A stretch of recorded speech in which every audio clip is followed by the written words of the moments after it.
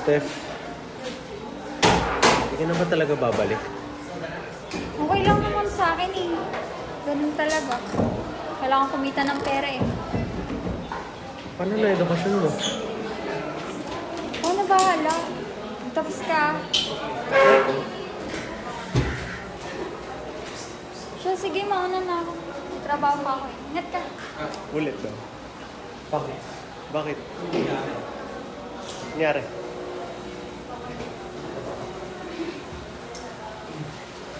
Kailan take na yun? Eh,